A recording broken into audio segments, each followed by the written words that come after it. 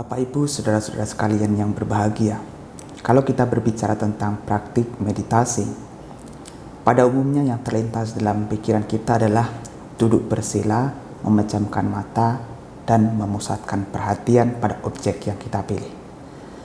Ya, memang pada umumnya praktik meditasi ini dilakukan seperti itu, dengan posisi duduk, memejamkan mata, dan memusatkan perhatian pada objek yang kita pilih. Itu adalah praktik meditasi yang sangat umum yang biasa kita lakukan ketika kita di wihara, di tempat retreat meditasi, ataupun di rumah masing-masing. Tetapi sungguhnya dalam agama Buddha yang disebut praktik meditasi bukan hanya dalam posisi duduk, tetapi ada beberapa postur tubuh yang juga dianjurkan oleh Sang Buddha.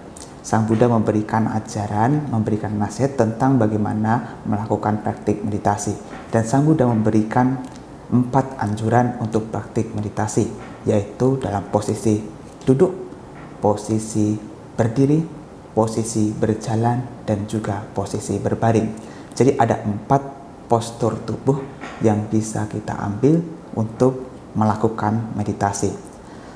Salah satu dari 4 postur tubuh yang sangat jarang sekali untuk ditekankan adalah postur tubuh ketika berjalan. Karena kebanyakan orang ketika kita berbicara tentang meditasi, pasti mereka beranggapan duduk sekian lama, kemudian memusatkan perhatian atau berkonsentrasi. Tetapi Sang Buddha memberikan anjuran, memberikan petunjuk bagi muridnya untuk melakukan meditasi berjalan juga. Meditasi berjalan di sini disebut sebagai cangkamana atau berjalan mondar-mandir dengan perhatian. Dan biasanya ketika kita melakukan meditasi berjalan ini, perhatian kita terpaku pada setiap langkah kaki yang berjalan secara perlahan. Jadi praktik meditasi dalam agama Buddha tidak hanya dalam posisi duduk, tetapi juga ada posisi-posisi yang lain seperti berdiri, berjalan, dan juga berbaring. Nah, pada kesempatan kali ini saya akan berbicara mengenai manfaat-manfaat dari praktik meditasi berjalan atau praktik cangkamana, berjalan mondar-mandir, tentu dengan perhatian dan pengamatan pada setiap gerak kaki yang melangkah. Pada suatu ketika Sang Buddha memberikan sebuah khotbah yang berisi tentang manfaat-manfaat dari melaksanakan praktik meditasi berjalan ini. Di dalam sebuah sutta yang bernama Cangkama Sutta di Anguttara Nikaya, Sang Buddha memberikan penjelasan mengenai manfaat dari mempraktikkan meditasi berjalan atau cangkamana. Dikatakan, Panci me bhikkhave cangkame anisangsa, wahai para biku, terdapat 5 manfaat dari mempraktikkan cangkamana. Kata me panca, apakah yang 5 itu? Adana kamo hoti, kuat untuk melakukan perjalanan jauh. Padana kamo hoti, kuat untuk melakukan usaha atau perjuangan dalam hal meditasi. Apabado hoti, memiliki sedikit penyakit atau sehat. Asitang pitang kayitang sayitang, sama parinamang gacchati, apapun yang dimakan, diminum, dikunyah dapat dicerna dengan baik. Cangkamadi gato samadhi ciratitiko hoti, dengan praktik cangkamana seseorang dapat mempertahankan konsentrasi lebih lama. Inilah 5 manfaat dari mempraktikkan cangkamana. Manfaat yang pertama adalah adana kamo hoti. Seseorang yang mempraktikkan meditasi berjalan atau biasa melakukan cangkamana ini, ia akan dapat melakukan perjalanan jauh. Artinya di sini kalau seseorang sudah terbiasa praktik meditasi berjalan di sini, seseorang akan memiliki kekuatan lebih untuk bisa berjalan lebih jauh daripada orang yang tidak biasa melakukan cangkamana.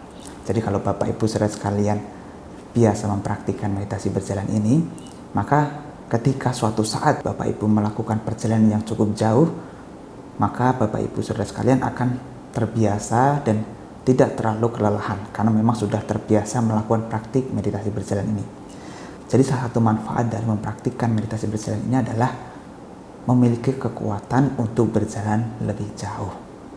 Apalagi di zaman Sang Buddha pada waktu itu, yang mana para biku biasanya melakukan pengembaraan dari satu hutan ke hutan yang lain, dari desa ke desa yang lain, dari kota ke kota yang lain, maka diperlukan kekuatan untuk menempuh perjalanan yang jauh. Jadi para biku dianjurkan untuk mempraktikkan salah satu praktik meditasi ini. Itulah kenapa Sang Buddha juga menganjurkan para siswanya untuk mempraktikkan meditasi jalan ini.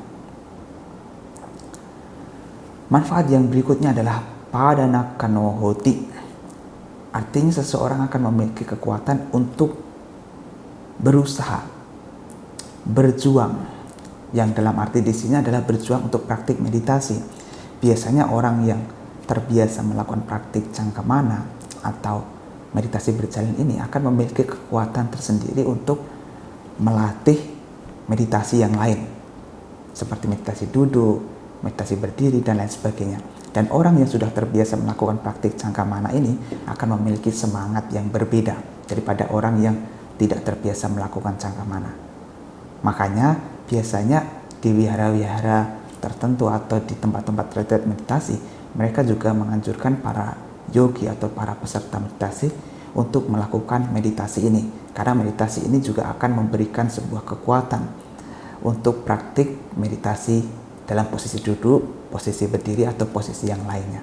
Jadi dengan membiasakan diri untuk praktik cangkamana atau meditasi berjalan ini, Bapak Ibu Saudara sekalian akan memiliki kekuatan untuk berusaha, untuk berjuang, untuk bermeditasi.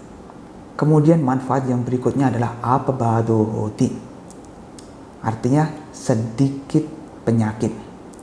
Di sini maksudnya adalah seseorang yang terbiasa mempraktikkan cangkamana atau meditasi berjalan cenderung memiliki kesehatan yang lebih. Artinya memiliki sedikit penyakit. Karena seperti kita tahu bahwasanya ketika tubuh kita bergerak, kita menggerakkan organ tubuh kita, pada saat yang sama kita juga melakukan semacam olahraga, dan menggerakkan tubuh itu juga bermanfaat untuk kesehatan tubuh pula. Makanya biasanya di wihara-wihara hutan atau di retreat meditasi, mereka menyarankan praktik meditasi berjalan ini setelah makan.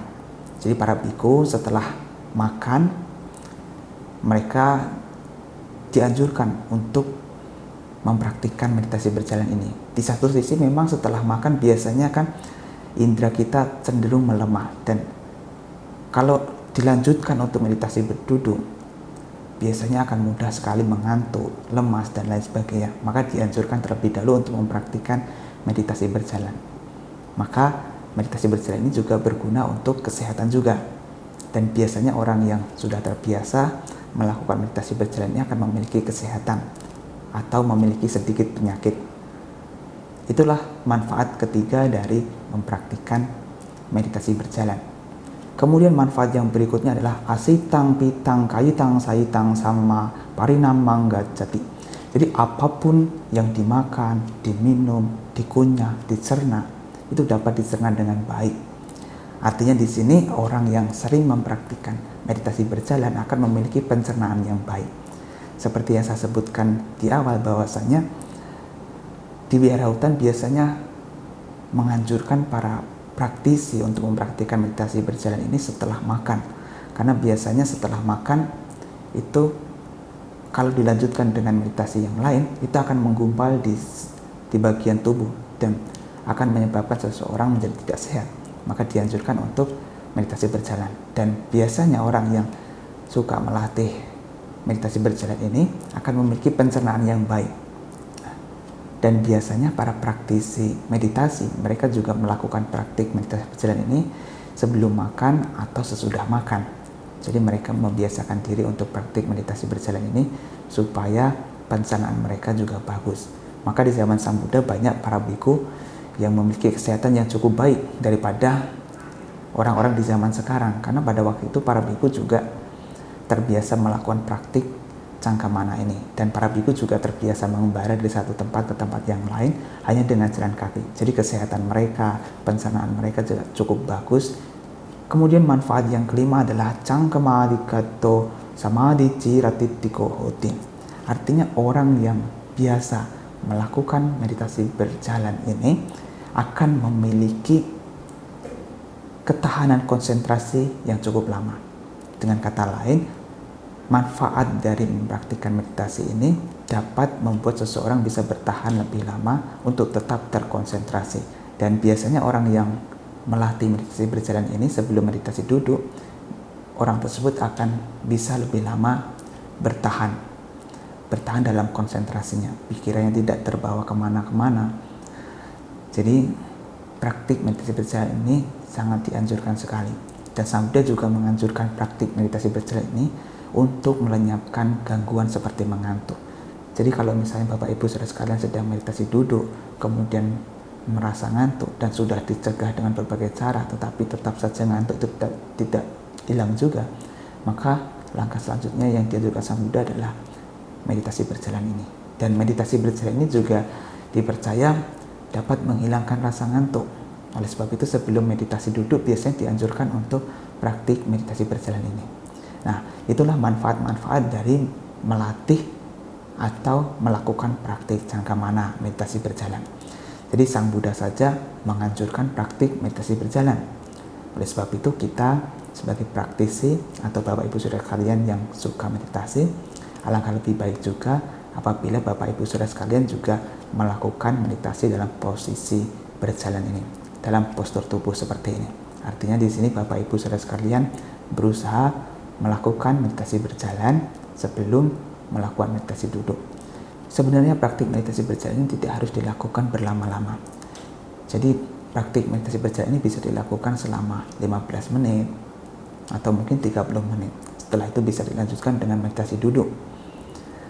Dan biasanya dalam praktik meditasi berjalan ini, objek yang kita perhatikan adalah gerakan kaki. Jadi caranya adalah Bapak Ibu saudara sekalian melangkahkan kaki atau mengambil jarak dan kemudian berjalan sebagaimana adanya seperti biasanya, normal saja, tidak terlalu cepat dan juga tidak terlalu pelan. Kemudian diamati pergerakan kaki yang melangkah.